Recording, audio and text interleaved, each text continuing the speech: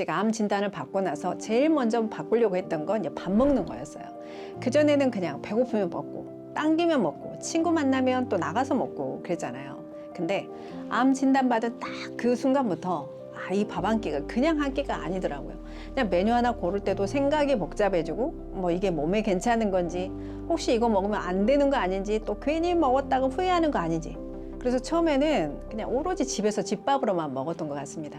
근데 현실적으로 맨날 집밥만 먹고 살 수는 없잖아요. 가족이랑 외식도 할 수 있고 또 오랜만에 지인 만나서 밥도 먹을 수 있고 그렇잖아요. 그래서 오늘은 이걸 좀 정리해 드리려고 합니다. 외식의 기준을 좀 잡아보자. 그래서 이걸 알고 나면 외식하는 그 시간 동안은 가벼운 마음으로 내 지인들과의 관계에 집중을 더 할 수 있으리라 생각을 합니다. 자, 먼저 피할 음식들부터 가볼게요.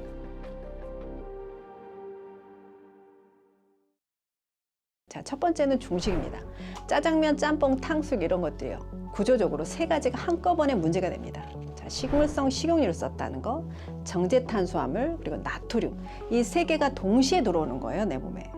거기다 제가 더 중요하게 보는 게 있는데 이게 산화된 식용유, 그러니까 식용유의 산화다. 그러니까 중식 조리할 때 기름을 아주 초고온에서 반복해서 씁니다. 그 과정에서 기름이 엄청나게 산화가 된다는 거죠. 그러니까 산화된 지방이 몸에 들어오면 단순히 뭐 기름진 음식을 먹었다 이런 수준이 아닌 거예요. 그러니까 세포막을 건드리고 염증 신호를 자극하는 방향으로 작용을 한다.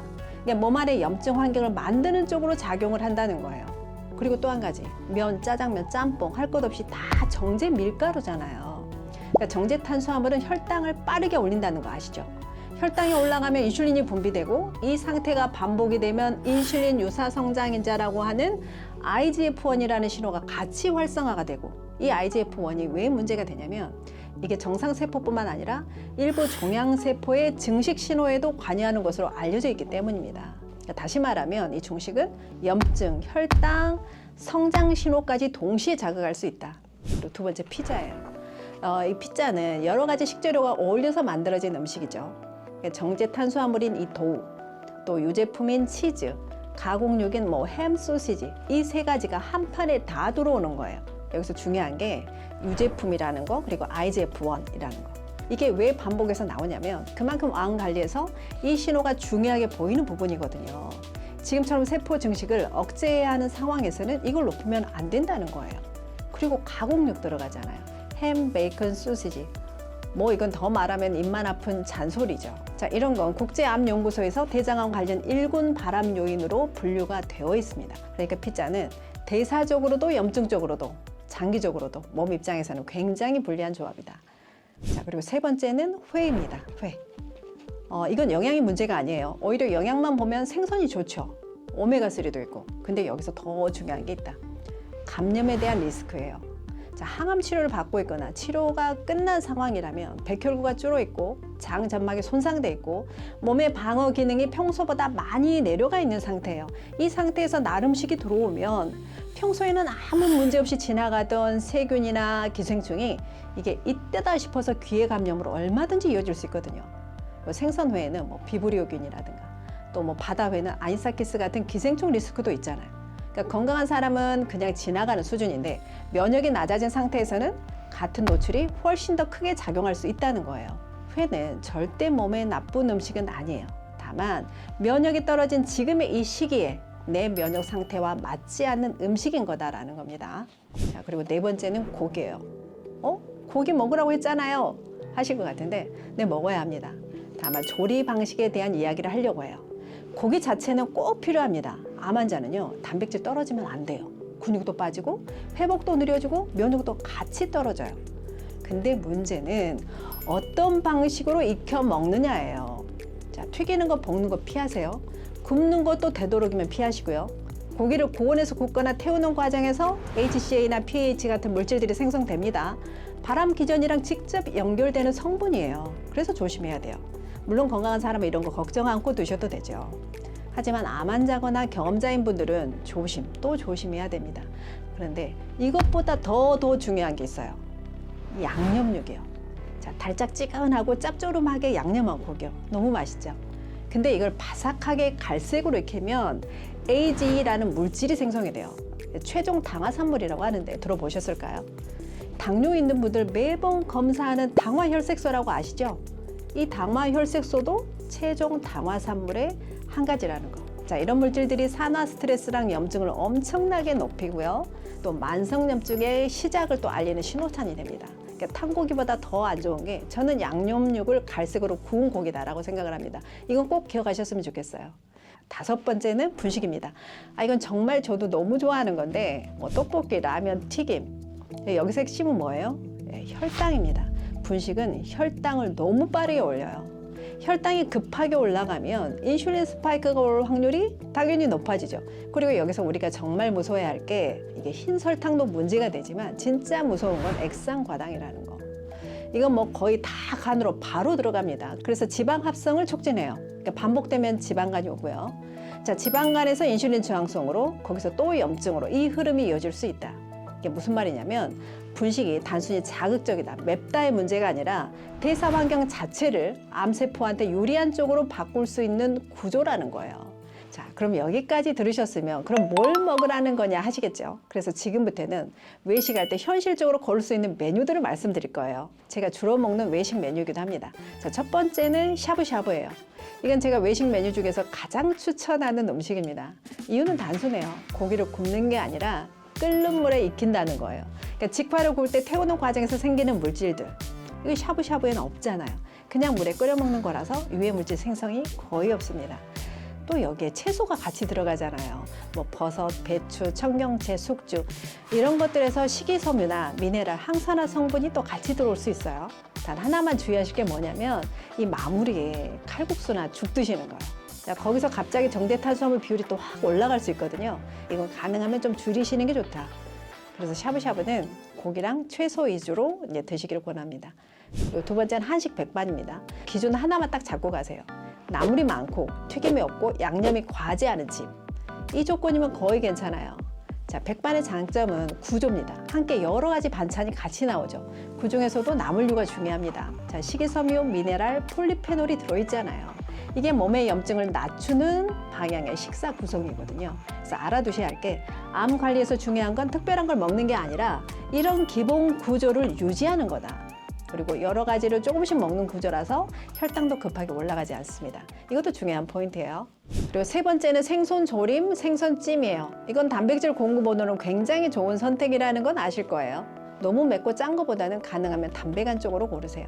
근데 이것도 자주 드시는 건 별로 권하지 않아요. 특히나 고등어 이상의 크기, 그 생선 같으면 문제가 되는 게 이 바닷물의 오염에 대한 문제에서 자유로울 수가 없거든요. 그러니까 외식의 대안으로 고려를 해봄직은 하지만 사실 생선 요리는 저는 적극 권하지는 않습니다. 자, 네 번째, 두부 요리나 이제 순두부입니다. 일단 부드러워요. 그러니까 치료 중이거나 소화 기능이 떨어져 있을 때는 좋은 음식보다는 잘 들어가는 음식이 우선이거든요. 그러니까 아무리 좋아도 못 먹으면 소용없잖아요. 근데 두부는 식물성 단백질이고 또 지방 부담이 적고 소화가 일단 잘 됩니다. 그리고 콩 유래 성분인 이소플라본이 들어있는데 이게 항산화 쪽으로 연구도 굉장히 많이 된 물질이에요. 특히나 메주콩 같은 경우는 식물성 단백질입니다. 이게 고기만큼은 아니지만 필수 아미노산들을 거의 완벽하게 갖추고 있는 아주 귀한 식재료이기도 해요. 그래서 개인적으로 저는 적극 권합니다. 그리고 순두부는 항암 때 식욕이 떨어졌을 때도 도움을 저는 개인적으로 굉장히 많이 받았어요. 아주 잘 들어가더라고요. 그리고 다섯 번째, 청국장입니다. 청국장은 단순히 몸에 좋다더라 수준으로 보시면 안 될 것 같아요. 굉장히 저는 추천을 드리는데 이게 콩을 발효한 거잖아요. 이 발효 과정에서 콩 안에 들어있는 이소플라본이 아글리콘 형태로 바뀌어요. 원래 콩 상태에서는 흡수가 제한적이던 성분이 발효를 거치면서 바로 흡수되는 형태로 바뀌는 거예요. 그러니까 같은 콩인데 몸이 받아들이는 방식이 달라진다. 그리고 발효식품의 또 하나 장점이 뭐예요? 장을 건강하게 한다는 거예요. 장 상태가 면역으로 연결된다는 거. 이게 절대 과장된 얘기가 아니에요. 자, 장내 환경이 면역 반응 조절에 관여하는 건 계속 연구되고 있고 확인되고 있는 부분입니다. 청국장은 자극적이지 않으면서 장까지 같이 건강해지는 음식이다. 외식 메뉴 중에서 제가 굉장히 추천하는 음식입니다. 자, 여섯 번째는 삼계탕입니다. 이건 보양식이에요. 또 핵심은 사실은 좀 조리 방식인데 삼계탕은 물에 넣고 끓이는 거예요. 마늘도 넣고. 자, 오랫동안 이렇게 하면 뭐가 되냐면 단백질이 변성이 돼요. 소화가 되기 쉬운 조건으로요. 그러니까 원래 단단했던 단백질 구조가 이 열과 수분을 만나면서 풀어지는 거라는 거죠. 이렇게 되면 소화 효소가 작용하기가 훨씬 쉬워지겠죠. 우리 많이들 겪으시잖아요. 고기 먹으면 부담되고 속 더불어가고 소화가 안 된다 이런 거 겪잖아요. 그래서 고기를 또 그러면 잘 안 먹으려 합니다. 근데 문제는 이 시기에 우리 같은 사람들한테는 단백질이 더 필요하다는 거거든요. 근육이 빠지면 회복 속도 느려집니다. 면역도 같이 내려갑니다. 삼계탕이 그걸 해결해 주는데 도움이 된다. 자, 흡수 효율이 꽤나 좋은 단백질 공급원이라는 거. 그리고 7번째는 이제 버섯 전골. 핵심 하나만 기억하시면 됩니다. 베타글루칸. 이게 단순 영양소 아니라고 제가 매번 말씀드렸어요. 면역 세포를 활성화시키는 물질이에요. 몸에 들어오면 대식 세포나 NK 세포 같은 면역 세포들이 반응하게 한다. 이 면역 세포들은 좀 게으릅니다. 특히나 암 환자들의 면역 세포는 훨씬 게을러요. 그러니까 밖에서 암 세포가 들어와도 잡아먹을 생각을 안 해. 그러니까 암이 생겼겠죠. 근데 이 베타글루칸이 가만히 있는 면역 세포를 일해한다라고 자꾸 깨우는 역할을 해요. 면역 세포들을 자극한다는 거죠. 그러니까 암 관리에서 중요한 건 면역 세포가 존재하느냐 안 하느냐 이게 아니에요. 다 존재는 합니다. 다만 이게 활성 상태로 돌아다니냐 이거거든요. 근데 이 버섯이 그 활성화를 시키는 데 도움이 된다. 그리고 제가 왜 전골을 또 추천하냐면 이 버섯 성분 중에 수용성, 물에 녹는 성분들이 많아요.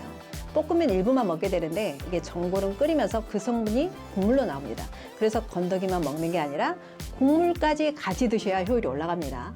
자, 표고버섯의 렌티나, 느타리의 셀레늄, 팽이버섯의 식이섬유 이런 것들이 같이 들어가면 이건 단순히 채소 한 끼가 아니에요. 면역이랑 항산화랑 장 환경까지 같이 챙기는 식사가 된다는 거. 자, 이제 전체를 한번 다시 짚어볼게요. 기준을 딱 잡으셔야 되는 게 자, 피해야 할 것들의 공통점이 뭐냐. 고온에서 태우는 거, 산화된 식용유 기름 많이 들어가는 거, 혈당을 급하게 끌어올리는 거, 또 날 상태라서 감염 위험이 있는 거. 이 넷 중에 하나 이상에 해당하는 것들이에요. 자, 그리고 반대로 선택하면 좋은 것들의 공통점은 삶거나 찌는 거, 채소랑 같이 먹는 구조인 거, 소화 부담이 적은 거, 이 방향입니다. 자, 이 기준이 머릿속에 있으면 메뉴판 딱 봤을 때 답이 좀 나올 거예요. 물론 우리가 완벽하게 먹을 수는 없어요. 모임에서 먹고 싶은 거 못 먹을 수도 있고요. 또 선택지가 마땅치 않을 때도 있어요. 그 현실은 인정해야 합니다. 그렇다고 외식 자체를 포기할 필요는 없다라고 생각을 해요. 그냥 한 끼 잘못 먹는다고 솔직히 무너지는 것도 아니고요. 매번 완벽하게 먹어야 한다는 부담이 오히려 식사 자체를 힘들게 만들 수 있어요. 중요한 건 전체 방향이다. 내가 통제할 수 있는 것들, 메뉴 고르는 방법, 조리 방식 보는 기준, 어떤 반찬 위주로 먹을지 이런 작은 선택들이 쌓이면 내가 원하는 방향이 잡힐 거예요. 자, 오늘은 여기까지 하겠습니다. 지금까지 김약사였고요. 내용이 마음에 드셨다면 좋아요, 구독 부탁드립니다.